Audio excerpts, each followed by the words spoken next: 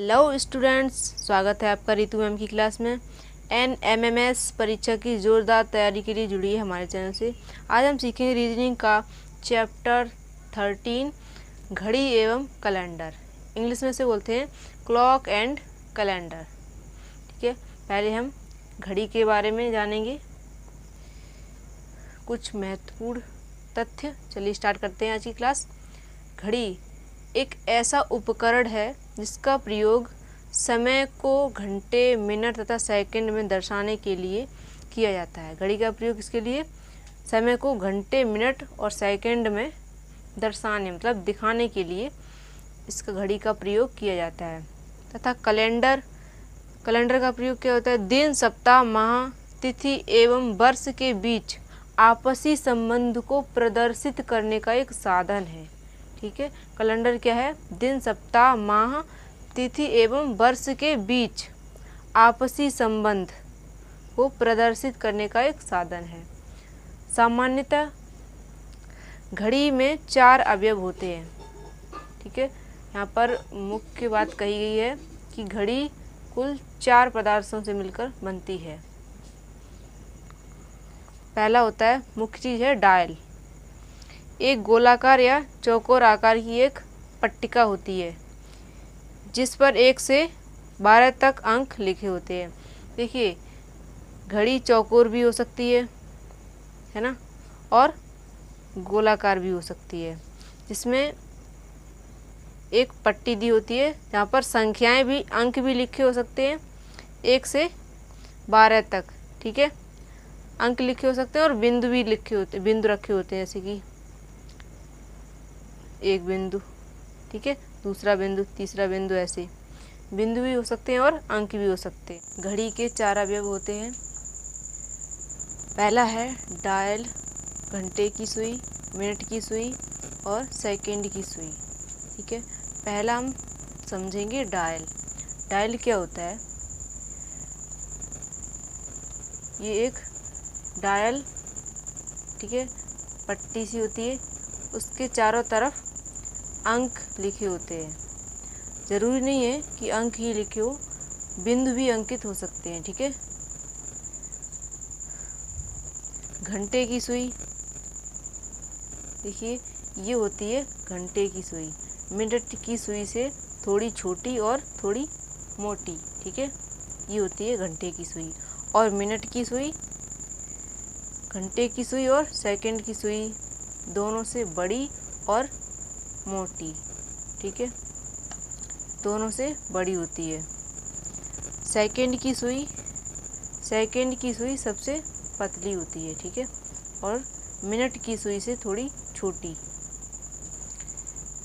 तो देखिए यहाँ पर घड़ी के प्रश्नों को हल करने के लिए पहला प्रकार है कोण पर आधारित प्रश्न। तो घड़ी से संबंधित प्रश्न पूछे जाएंगे जो कोण के आधार पर होंगे। ठीक है, तो देखिए इसे हम पहले समझ लेते हैं कि कोण के आधार पर कैसे प्रश्न होंगे। घड़ी के संपूर्ण परिधि की माप 360 होती है। ठीक है, मुख्य चीज़ों को हम समझेंगे। घड़ी के संपूर्ण परिधि मतलब पूरी किनारे, ठीक है, पूरी किनारी की माप कितनी होती है? 360 अंश। जब कोई सुई 12 से चलकर, जैसे कि यदि कोई 12 से कोई सी भी सुई, चाहे घंटे की, चाहे मिनट की, चाहे सेकंड की, ठीक है, 12 से स्टार्ट होकर और 12 पर ही आ जाए, ठीक है, तो वह सुई 360 के पथ का परिभ्रमण कर चुकी होती है। मतलब यह 12 से शुरू हुई और 12 पर ही घूमकर पहुंच गई। इसका मतलब है कि वह सुई कितने अंश तक घूम गई? 360। ठीक है, 360 पथ का परिभ्रमण कर चुकी होती है। ठीक है, घड़ी के 2 निकटवर्ती अंकों के बीच का कोण 30 डिग्री होता है। देखिए यहाँ पर घड़ी के जो निकटवर्ती अंक होते हैं, मतलब ये 12 है, इसके निकटवर्ती 1 है और निकटवर्ती 11 है, तो इनके बीच का जो कोण होगा वो होगा 30 डिग्री। और यहाँ पर देखिए इम्पोर्टेंट पॉइंट है 1 घंटा बराबर 36 सेकेंड। ठीक है, ये तो सबको पता होता है। 1 घंटे में कुल 36 सेकेंड हो जाती है। तो यहाँ पर देखिए सेकेंड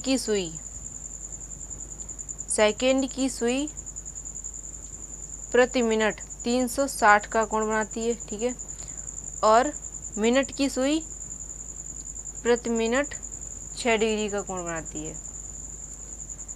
घंटे की सुई 1/2 डिग्री का प्रति मिनट। ठीक है, प्रति मिनट कितने का कोण बनाती है? 1/2 का। जैसे कि देखिए यहाँ पर ये घंटे की सुई है। ठीक है, घंटे की सुई प्रति मिनट। यहाँ पर देखिए छोटे छोटे जो बिंदु है, ये बड़ा बिंदु है और ये जो छोटे छोटे बिंदु है, ठीक है, ये मिनट को प्रदर्शित करते हैं। एक बिंदु का मतलब 1 मिनट। ठीक है, तो 2 बिंदुओं के बीच कितनी बिंदी है? 5। ठीक है, तो इसका मतलब है कि यहाँ से स्टार्ट होगा और यहाँ पर अगर मिनट की सुई हो गई तो उसका मतलब 5 मिनट हो गए। ठीक है, 12:05 हो जाएंगे यदि ये वाली सुई यहाँ आ जाए तो। ठीक, सूत्रों द्वारा सुइयों के बीच का कोण ज्ञात करना। घड़ी वाले प्रश्नों को हल करने के लिए यहाँ पर हम सूत्रों का प्रयोग करेंगे। ठीक है, पहला है जब घंटे की सुई मिनट की सुई से आगे होती है तो t बजकर x मिनट पर दोनों सुइयों के बीच का कोण। जैसे कि यहाँ पर कुछ t मतलब कुछ टाइम दिया जाए, जैसे 7 बजकर, ठीक है, या 6 बजकर या 5 बजकर, और यहाँ पर कुछ मिनट दी जाएंगी जैसे 30 मिनट 35 मिनट। ठीक है, तो जब घंटे वाली सुई ये छोटी वाली सुई, ठीक है, जब मिनट की सुई से आगे होती है, ये है मिनट की सुई, देखिए यहाँ पर ये घंटे की सुई आगे है, यहाँ पर देखिए ये मिनट की सुई और ये घंटे की सुई है, तब हमें ये वाला सूत्र लगाना है। ठीक है, और इस सूत्र द्वारा उस प्रश्न को हल करना है। जैसे ये कहा जाए कि 7:30, ठीक है, 7:30 पर दोनों सुइयों के बीच का कोण क्या होगा, है ना। ऐसे प्रश्न पूछा जाए कि इन दोनों के बीच का कोण क्या होगा जब 7:30 हुए हों, तब हम इस सूत्र का प्रयोग करेंगे। ठीक है, यहाँ पर टी की जगह जो टाइम दिया जाए जितने बजे हों, जैसे 8 बजकर 9 बजकर, ठीक है, जो भी हो, और यहाँ पर x मतलब मिनट, ठीक है, यहाँ पर मिनट दी होंगी और यहाँ पर भी मिनट रखेंगे जितनी मिनट दी हों और इस सूत्र को हल कर देंगे। दूसरा है जब घंटे की सुई मिनट की सुई से पीछे होती है, तो यहाँ पर क्या होगा, घंटे वाली सुई, ये जो है घंटे वाली सुई मिनट की सुई से पीछे होगी, ऐसी। देखिए घंटे वाली सुई मिनट की सुई से पीछे हो गई, 7:45 हो गए। ठीक है, तब ये वाला सूत्र लगाएंगे। यहाँ पर देखिए प्लस था, यहाँ पर माइनस हो जाएगा और यहाँ पर x/5 पीछे था t से और यहाँ पर आगे हो जाएगा x/5 फिर माइनस t। ये वाला सूत्र लगाएंगे जब घंटे वाली सुई मिनट वाली सुई से पीछे हो जाएगी तब। ठीक है, जब घंटे की सुई मिनट की सुई से पीछे होती है तब t बजकर x मिनट पर दोनों सुइयों के बीच का कोण ज्ञात करना है इस सूत्र के द्वारा। ये पूछा जाए कि 7:45 पर, ठीक है, इन दोनों सुइयों के बीच का कोण क्या होगा, तब ये सूत्र लगाएंगे।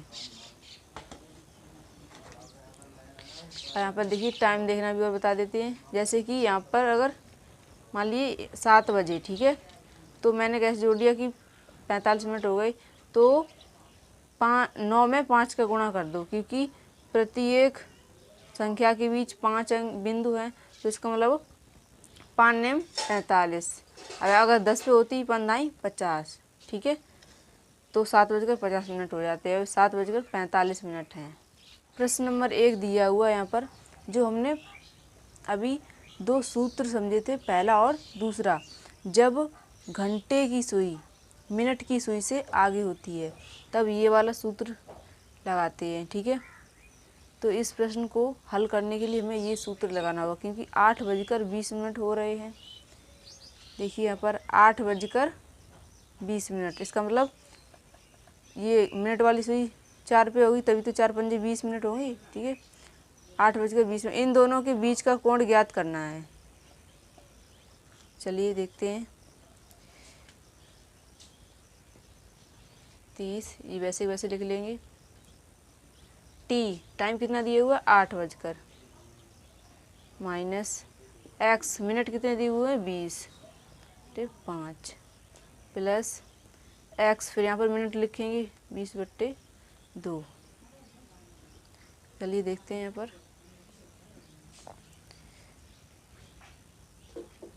30 पर देखिए लासा हो जाएगा 5, 5 अट्ठे 40 माइनस 20 प्लस 20/2। कितना बचा यहाँ पर 20/5, ठीक है, गुणा 30, 5 छः 30, और यहाँ पर 2 दाएँ 20, ठीक है। 2 का भाग 10 में देंगे तो 10, यहाँ पे 10 आ जाएंगे। 2 का भाग 20 में दिए 10 आ गए। अब यहाँ पे गुणा हो रहा है, 2 छिंग 12 प्लस ये हो गए 2 छिंग 12 120 हो गए, ठीक है। 20 का 6 में गुणा किया और यहाँ पे ये 10 जोड़ दिए तो कितने हो गए 130। ऑप्शन नंबर ए सही आंसर हो जाएगा। इस तरह के प्रश्न हल करने के लिए हमें इस सूत्र को प्रयोग करना होगा, ठीक है।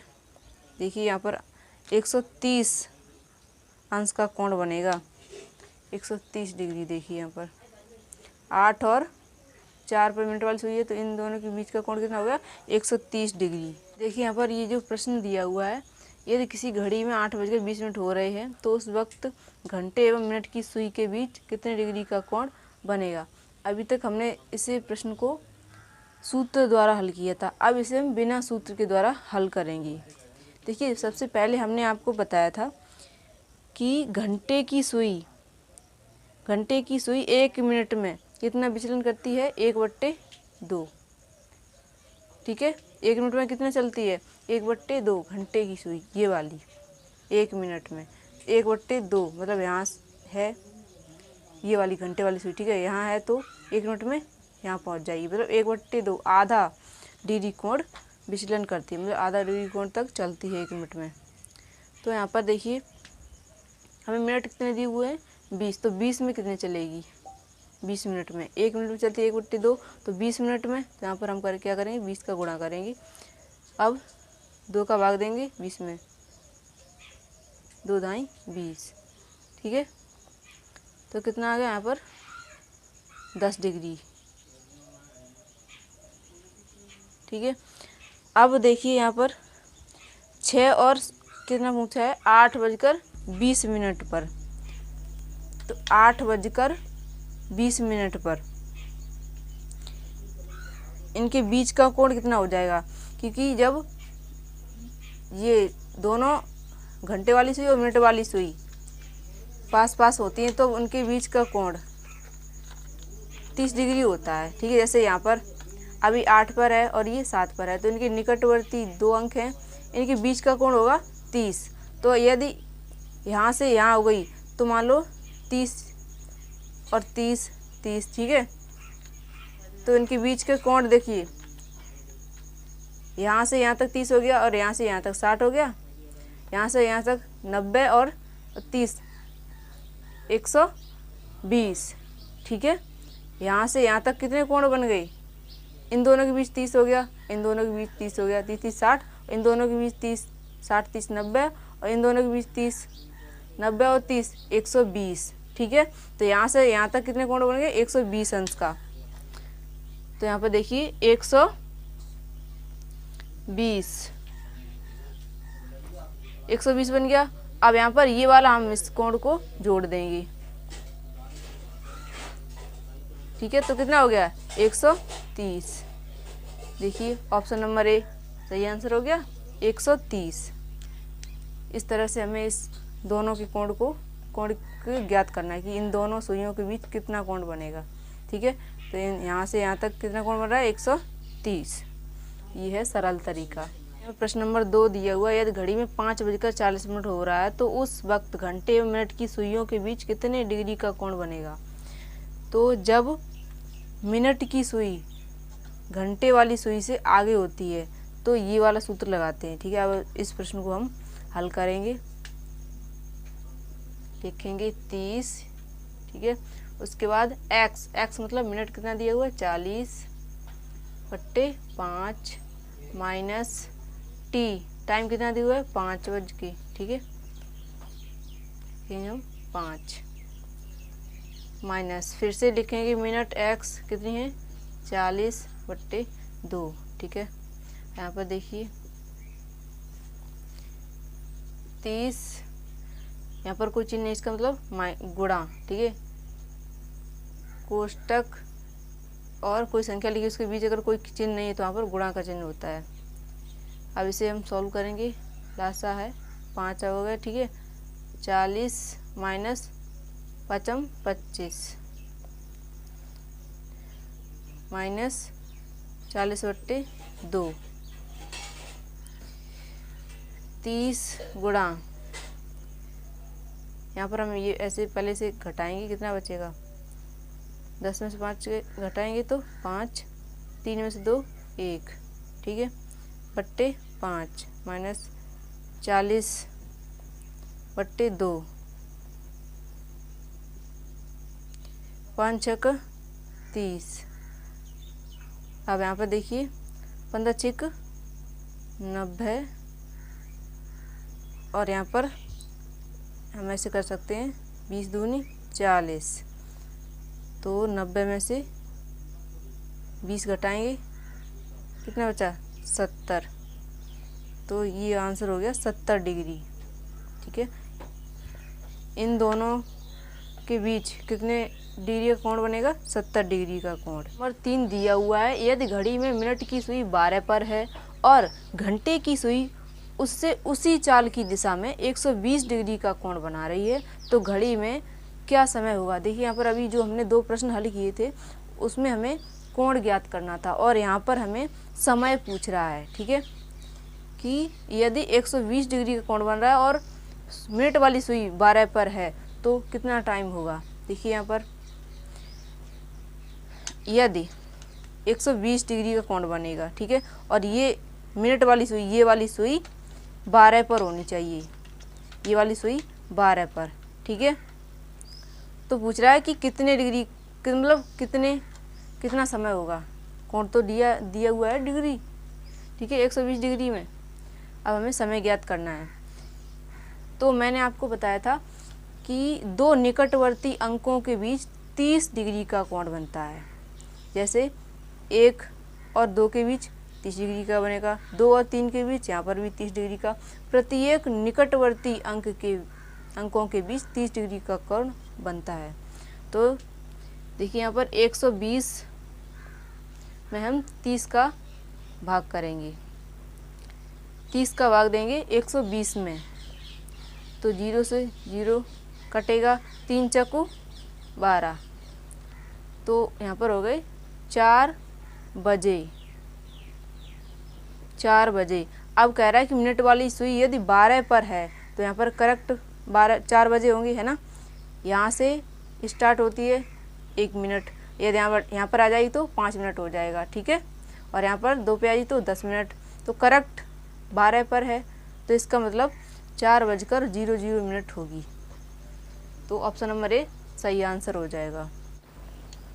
दूसरा प्रकार दिया हुआ है, देख घड़ी पर आधारित प्रश्नों का दूसरा प्रकार है घड़ी के प्रतिबिंब पर आधारित। अभी हमने प्रश्न जो हल किए थे वो कोण पर आधारित थे, या हमें कोण पूछा जा रहा था या हमें समय पूछा जा रहा था, और प्रश्न में कोण दिया जा रहा था और समय पूछा जा रहा था। अब यहाँ पर हमें समय दिया जाएगा और प्रतिबिंब मतलब शीशे में देखकर उस समय को बताना है कि शीशे में किस तरह से समय दिख रहा है। देखिए यहाँ पर घड़ी में समय और प्रतिबिंब में समय पहले से समझ लेते हैं। यदि घड़ी में 1 बजा हुआ तो प्रतिबिंब में जब हम देखेंगे, ठीक है, तो हमें 11 दिखाई देंगे। ठीक है, जब घड़ी में 1 बजेगा, ठीक है, घड़ी में 1 बजेगा तो प्रतिबिंब में 11 दिखाई देंगे। मतलब यदि शीशा लंबवत दिशा में होगा तब, ठीक है, मतलब या दाएं साइड रखा होगा शीशा या बाएं साइड। जब हम देखेंगे टाइम तो हमें 1 बजे की जगह 11 दिखाई देंगे शीशे में, और 2 बजे की जगह 10 शीशे में, 3 बजे की जगह 9 बजे दिखाई देंगे, ठीक है, 4 की जगह 8 और 5 की जगह 7। जब हम प्रतिबिंब में देखेंगे मतलब शीशे में देखेंगे तो 6 और 6 ही रहेगा, ठीक है। माना 6 बज रहे हैं तो वो 6 ही रहेगा। जब यदि हम लंब दिशा में इधर साइड शीशा रखें या इधर साइड तो 6 का 6 ही रहेगा, ठीक है। और यहाँ पर देखिए 7 का 5 दिखाई देगा, माना 7 बज रहे हैं तो उसका इधर होगा बजे वाली सुई 7, ये वाली सुई यहाँ पर होगी तो ये इधर दिखाई देगी, ठीक है, जब शीशे में देखेंगे तब। और 8 का 4 और 9 का 3, 10 का 2 और 11 का 1, 12 का 12 ही रहेगा। माना कि यदि बजे वाली सुई 12 पर है तो उसे चाहे हम इधर साइड दाएं रखें या बाएं रखें तो 12 का 12 ही शीशे में दिखाई देगा, ठीक है। जैसा घड़ी में दिखाई देगा वैसा शीशे में मतलब दर्पण में दिखाई देगा, ठीक है, 12 का 12 ही रहेगा। तो यहाँ पर देखिए घड़ी में समय, यदि हमें घड़ी में समय पूछा जाए कि कितना हो रहा है तब हम क्या करेंगे, 12 में से प्रतिबिंब में जो समय दिया हो उसे घटा देंगे, प्रतिबिंब का समय 12 में से घटाएंगे। तो यहाँ पर देखिए प्रश्न नंबर 4 दिया हुआ है, उस समय का चयन करो जो घड़ी में 9:30 का सही दर्पण छवि दिखाए। तो यहाँ पर हमें समय पूछा जा रहा है, घड़ी का समय, ठीक है, प्रतिबिंब का समय मतलब दर्पण का समय दिया हुआ है। तो हम क्या करेंगे, 12 में से 9:30 घटाएंगे, 9:30 घटाएंगे, ठीक है। यहाँ पर 12 में से 9:30 मतलब तो यहाँ पर कितना हो जाएगा, 30 मिनट घटाएंगे तो यहाँ पे 30 बचा, ठीक है, मिनट घटा दिए। अब यहाँ पे बचेंगे 2, ठीक है, 12 बजे और यहाँ पे 9 बजे हैं। तो जब इसे घटाएंगे तो कितना बचेगा, 2 बचेगा, है ना, 9 चलेंगे 1 2, 12 में से हमने ये यहाँ से यहाँ तक 9 अंक घटा दी तो कितना बचेगा, 1 2 2 अंक बचे मतलब 10 और 11। तो यहाँ पर 2:30 हो जाएगा, ठीक है, 30 मिनट तो वैसे भी बचे, ठीक है, 2:30। ऑप्शन नंबर ए सही हो जाएगा। प्रश्न नंबर 5 दिया हुआ है, यदि दिल्ली के लिए बस हर 35 मिनट बाद छूटती है, पूछताछ अधिकारी ने एक यात्री को बताया कि दिल्ली की बस अभी 10 मिनट पहले छूटी है और आगामी बस 9:35 पर आएगी। मतलब जो एक बस निकल चुकी है, अब जो दूसरी बस आएगी वो 9:35 पर आएगी, ठीक है। बताइए पूछताछ अधिकारी द्वारा यात्री को सूचना कितने बजे मिली। यहाँ पर हमें निश्चित समय पूछ रहा है। अभी जो हमने प्रश्न हल किए थे उसमें हमें या तो कोण पूछा जा रहा था या दर्पण में, ठीक है, प्रतिबिंब में जो समय दिखाई देता है वो पूछा जा रहा था, ठीक है। अब यहाँ पर हमें निश्चित समय बताना है। तो यहाँ पर देखिए समय दिया हुआ है, पूछताछ अधिकारी द्वारा आगामी बस छूटने का समय कितना बताया, 9:35। तो यहाँ पर हम लिखेंगे 9:35, ठीक है, 9:35 पर आएगी और वो कह रहा है कि हर 35 मिनट बाद छूटती है। इसके बाद पहले छूटी हुई बस 35 मिनट पहले छूट गई होगी, है ना, जो पहले 10 मिनट पहले कह रहा है कि बस छूट चुकी है वो कितने बजे छूटी होगी, तो वो 9 बजे छूटी होगी, है ना, तभी तो 35 मिनट पर आएगी, 9 बजे छूटी होगी तभी तो 35 मिनट पर आएगी, है ना। तो 9 बजे उसने कहा कि अभी जो बस आ रही है वो 9:35 पर आ जाएगी। तो इसका मतलब 35 मिनट बाद मतलब छूटती है तो 9 बजे छूटी होगी, है ना, आने वाली बस 9 बजे छूटी होगी। तो यहाँ पर देखिए अब हम क्या करें, पूछताछ अधिकारी द्वारा सूचना पूछ रहा है तो 9:00 और 10 मिनट पहले छूटी है, 10 मिनट पहले छूटी है, इसलिए हम यहाँ पर 10 जोड़ देंगे, ठीक है।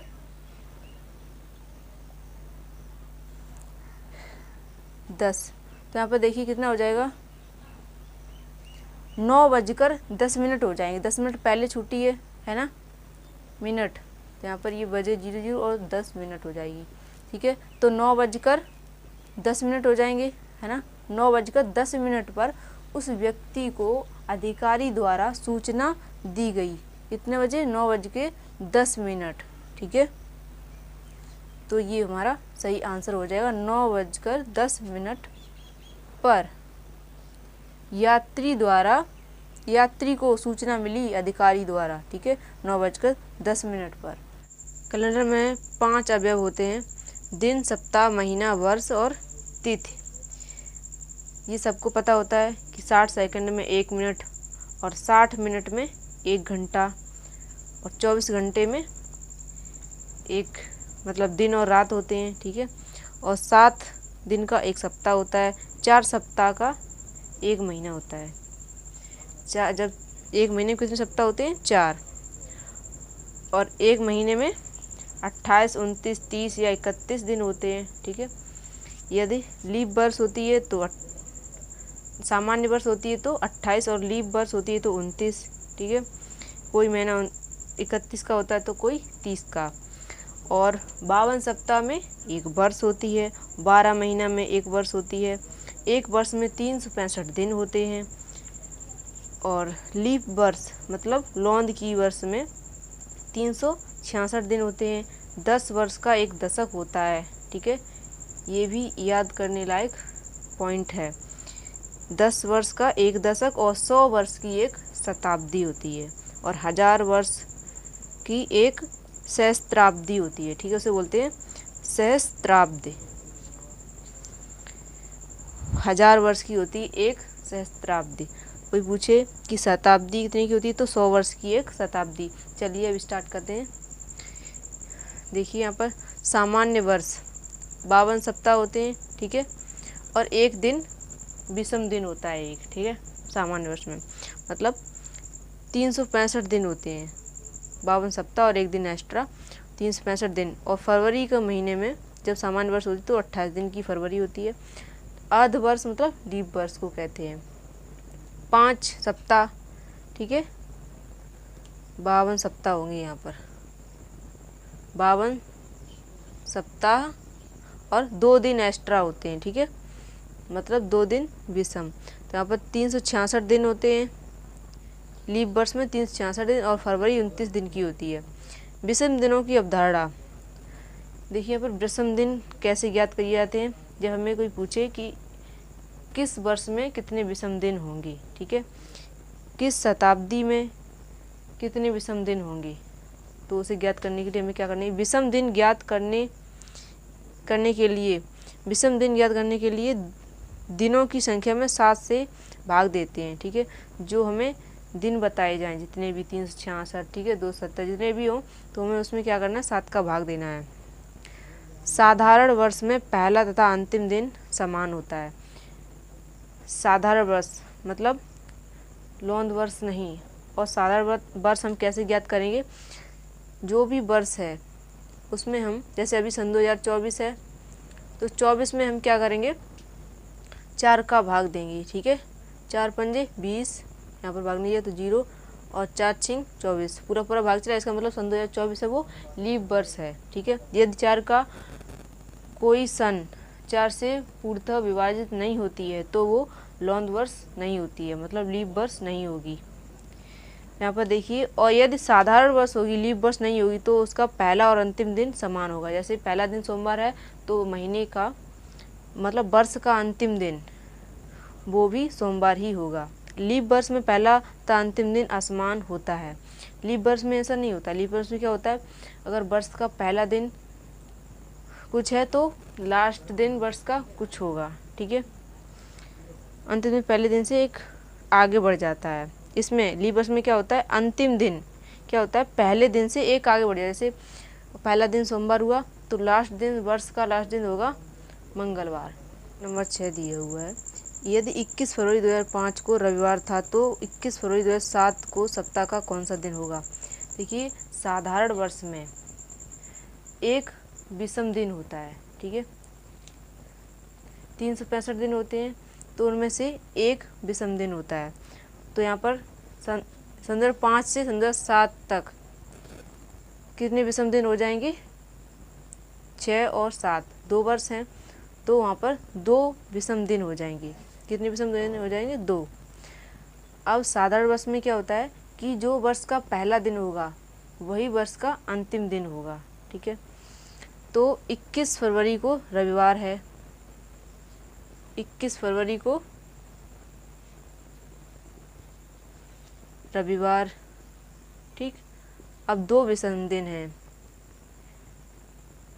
+2।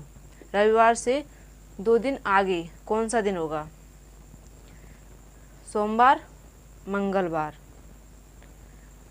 2 दिन आगे बढ़ेंगे तो मंगलवार हो जाएगा यहाँ पे। ठीक है, मंगलवार। 2 दिन विषम है तो इन्हें जोड़ देंगे हम। ठीक है, रविवार में 2 दिन जोड़ी तो मंगलवार। ऑप्शन नंबर सी सही आंसर हो जाएगा। प्रश्न नंबर 7 दिया हुआ है, यदि किसी महीने का 10वां दिन शनिवार है तो उस महीने का 27वां दिन कौन सा होगा? देखिए यहाँ पर महीने का 10वां दिन शनिवार है, इसका मतलब 10 तारीख को शनिवार होगा। ठीक है, 10 तारीख को शनिवार हो गया।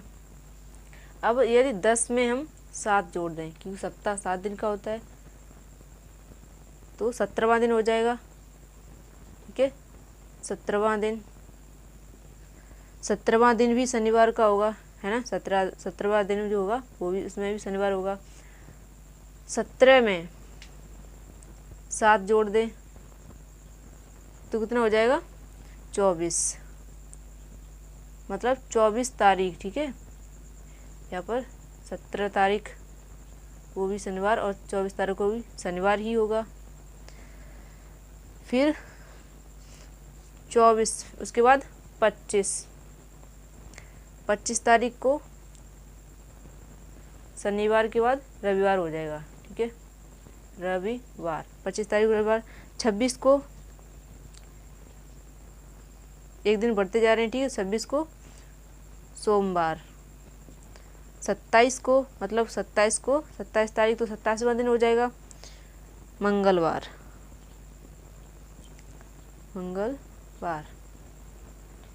तो 27वां दिन, मतलब 27 तारीख को 27वां दिन होगा। कौन सा दिन होगा 27 तारीख को? मंगलवार। सही आंसर हो जाएगा मंगलवार। 27वां दिन मंगलवार, ये हो गया हमारा सही आंसर। प्रश्न नंबर 8 दिया हुआ है, 8:40 पर घड़ी की सुइयों के मध्य कितने डिग्री का कोण बनेगा? यहाँ पर 4 ऑप्शन दिए हुए हैं और मैं आपको पहले समझा चुकी हूँ। जब मिनट वाली सुई घंटे की सुई से आगे होती है तब कौन सा सूत्र लगाते हैं। ठीक है, आप लोगों को ये सॉल्व करना है और कमेंट सेक्शन में जाकर ये बताना है कि कौन सा सही आंसर होगा, ऑप्शन ए या बी या सी या डी।